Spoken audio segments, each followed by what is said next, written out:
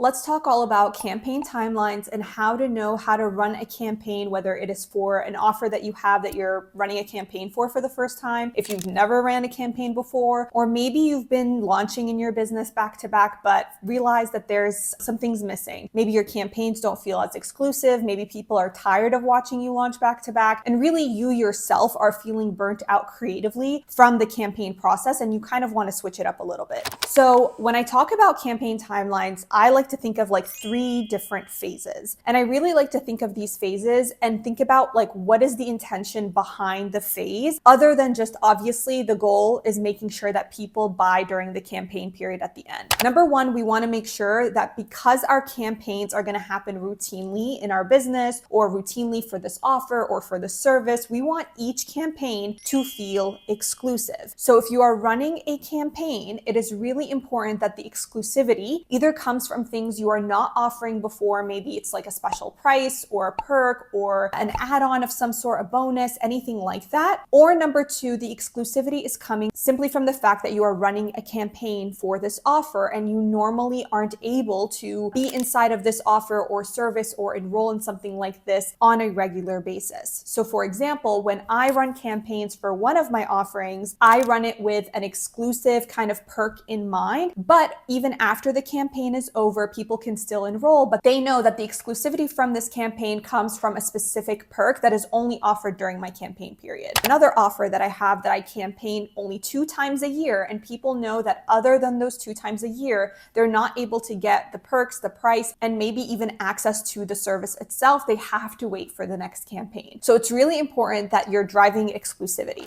Number 2, it's important that your campaigns feel creative. The moment that your audience starts being highly trained about how your campaigns work, and what I mean by highly trained is they know how often you campaign, they know when your campaigns look like, they know your perks are always the same. It feels like this mundane process. They're no longer interested in your campaign. It doesn't feel exclusive and exciting to them. And so you want to make sure that you're kind of switching it up from a creative perspective. Number 3 is making sure that your campaigns are enticing to watch and are exclusive, not only for the people that will buy during this campaign, but for people who will buy even during the next campaign, or even if you campaign something else. So when I'm running a campaign for my offer, obviously I have a specific goal that I want to achieve and specific people that I want to enroll, but I'm also thinking about how can I make this campaign enticing for people who want to work with me in a different capacity or at a different time. That is something that you also always want to be thinking about. How can your campaign create this element of exclusivity, attraction, and attention to make people want your product now and later? So going back to the 3 phases that I think about for the campaign timeline, I think about number 1, the re-engagement phase, number 2, the pre-launch phase, and then number 3, of course, the launch week or the open enrollment, open cart, however it is that you want to phrase it. So when it comes to the re-engagement period, the way that I see it is kind of like a cycle. So it could either be during the first 2 or 4 weeks of kind of a campaign or at the very, very end. And the goal from this re-engagement campaign, if you've listened to anything else that I've put out, is to make sure that your audience is just getting a sense of who you are, what your brand is, what you do, what your offerings are, what do you value, and just kind of see your brand marketing in a new light. So they don't feel like they're constantly in this funnel of you launching hardcore back to back and all you're talking about is launch specific stuff, campaign exclusive stuff back to back to back to back. That gets somebody extremely tired and they don't get sold on your brand specifically. They don't even get the chance to think about why they want to work with you specifically within this offer, even though the offer could be a good fit for them. And I really think a re-engagement period allows, number 1, for people to just get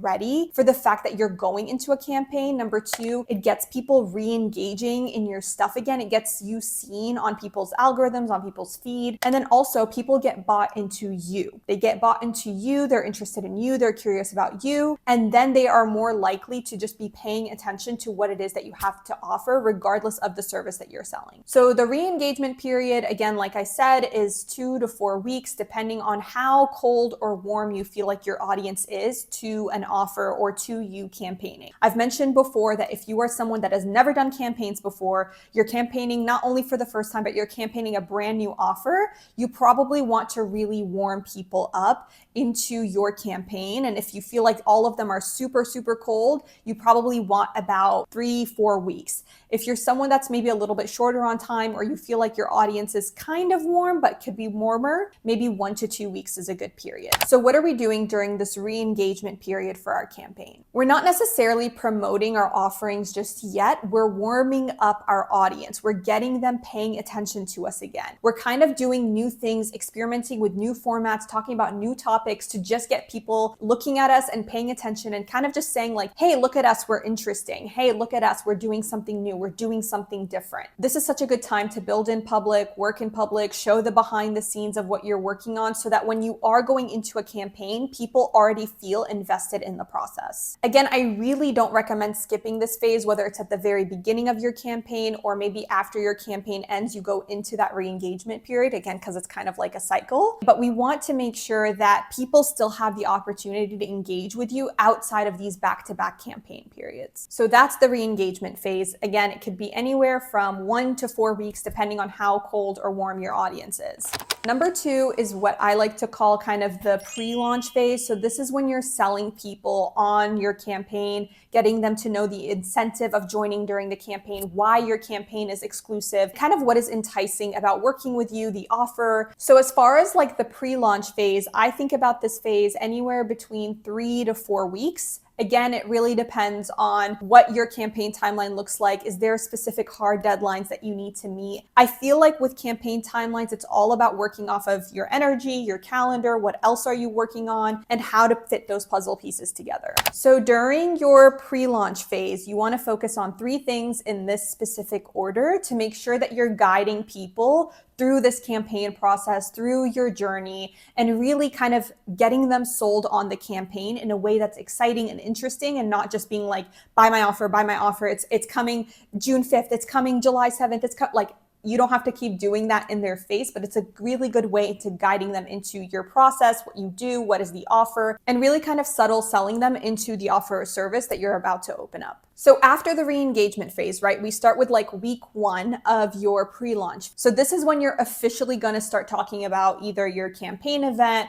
your wait list. Again, what else should they be opting into in order for them to hear about the campaign or learn more information, kind of get access to kind of the perks and exclusive parts of the campaign. So during that first week, I really like to focus on personal story and brand awareness. This is such a good time to reintroduce your audience and your community into why is this offer exist in the first place? Who are you? What have you done? What is, again, significant about this story? What is significant about your personal brand that could be tied back into this offer and why you put it together? This is such an opportunity for you to share your why and to have your audience reconnect with you, your mission, and your values, again, so that they can see this goes beyond just the offer for you. And this is such a good way to get people even intrigued in who you are as a personal brand. And again, what I was saying earlier about selling people not just on this campaign, but selling people on you and anything you have to offer fundamentally. This also brings in a lot of like problem awareness type of content because you're sharing your story, you're sharing your journey, you're sharing what you've come up with in order to solve kind of a problem that you've seen in the industry or something that you want to contribute into solving. So that's the first third. The second third in terms of your pre-launch phase, let's say you're going into the next set of 10 days, depending on, again, your timeline, we want to focus on audience re-education. So this is kind of my way of saying like go beyond the basics of just educating your audience. A lot of times when we think of audience education, we're thinking that our audience or community is not very smart. We think that they haven't seen anything on the internet. We think that they don't know anything about our industry, but that's not necessarily the reality now. The reality now is that people have looked up options, have seen things, can use ChatGPT, can use Google. They have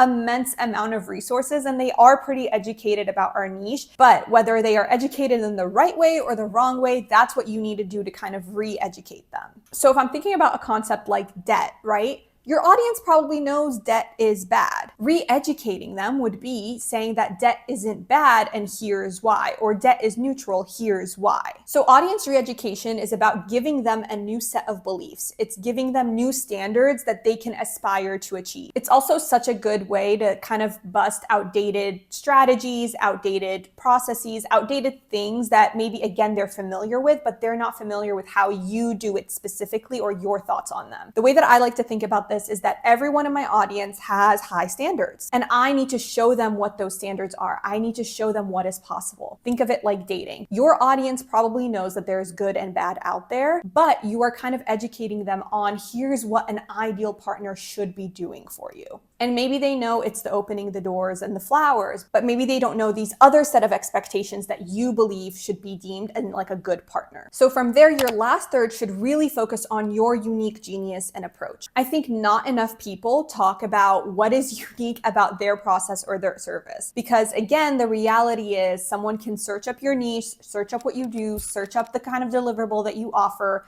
and say, hey, there are 20 other people offering what you do. But this is where your personal brand story, this is where re-educating your audience, this is where your unique genius and approach comes in during that pre-launch phase to continue feeding them into why you're different. So think about your approach, think about your philosophies, thinking about how you walk your clients through kind of that journey towards success, not just the end result, but even every milestone in between. This is your time to really reinforce brand differentiation, from breakdowns to debriefs to behind the scenes to, again, point of views. Go in on thought leadership, but more specifically about why you do things a certain way, why you have a different standard for results, why you're able to get clients results that might not be seen as common as anywhere else, or why you have specific set of deliverables that, again, kind of brand your offer differently. So for example, as of right now, we don't necessarily do a separate brand or website revision process. We kind of put them all together and then present them to the client. And the reason for that is we want them to be able to give feedback on the full scope of the work that we do. And so while that is something that is different, or maybe not a lot of people have done, it serves us in the way that our audience thinks. So for example, that is something that I would double down on. Or if we're working on a final rebrand result for a client, I would kind of walk people through step by step. How did we come up with the kind of brand concept? What was the creative direction? Why did we decide to go there for a photo shoot? Why did we come up with this website layout? Because people want to know the reasonings behind that decision-making process. So during those phases, it's really important that you're also thinking about how are you answering objections. Most of the time, people think that we are answering objections in this direct way of how is this offer going to help me? What is included? If I can't make the calls, what can you do? Versus during your pre-launch is your opportunity to answer objections in a way that is creative, in a way that's interesting, and again, in a way that they might not notice that they're being sold to. People wait for like the open cart period for them to answer objections, make sure people are prepared, feed all of the information, when you could be doing that every step of the way during your pre-launch.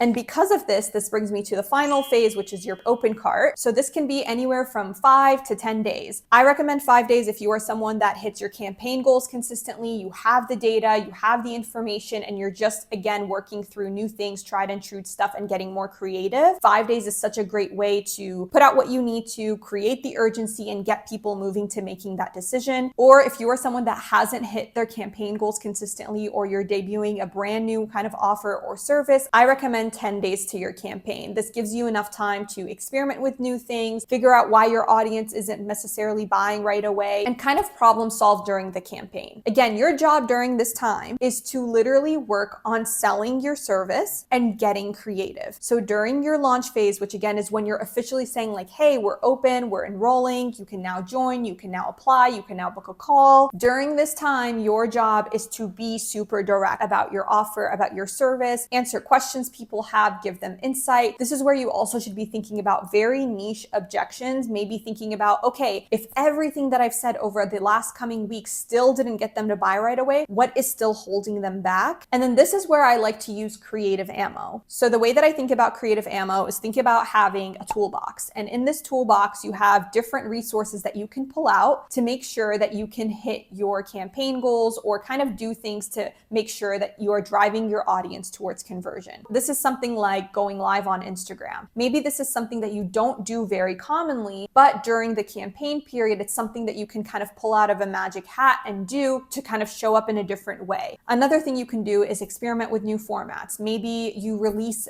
extra pieces of content on your most converting kind of platform, depending on where you show up the most. Maybe it's your podcast, maybe it's your emails, maybe it's your Instagram page. I like to think about maybe unused sales assets or unused creative marketing ideas that I necessarily didn't have the time for during my pre-launch, or maybe I was like, oh, maybe I'll table this for later. That is a time for you to kind of whip it up and pull it out. And the good thing about this is don't use it all on day one. Again, thinking about like creative ammo. So thinking about your campaign data, if as your campaign is progressing, you're noticing that there are things that aren't necessarily moving in the direction you want them to, this is where you can kind of pull out those tools and those ideas. This should be the most inventive part of your launch. Again, most people spend so much time, so much energy, so much of their capacity focused on the earlier phase of the launch, when that is arguably the easiest part. That is something that you can delegate out. So for example, in our Sales Studio service, all of that stuff could be kind of done for you, right? We can design everything for you. But during the launch, that is arguably the only time where you should technically be on and ready to sell to your people, ready to show up to your campaign event, ready to kind of whip up things, new ideas. And you want to make sure that regardless of your campaign timeline, you work in a way that gives you the most amount of energy during that kind of launch week for you. And of course, when it comes to like celebrity brands or products, they really drag out the teasing effect, but then they only campaign for a day or 2 days because their stuff sells out immediately. So with this process, your campaign actually feels like you're telling a story. And again, it feels like this cycle. So the minute that your launch enrollment ends, you've used all of your creative ammo, you've gotten all the data. Now you can go into your re-engagement period to start kind of picking up on the people that maybe drifted off, to re-engage them again, to entice them into what your upcoming campaign is.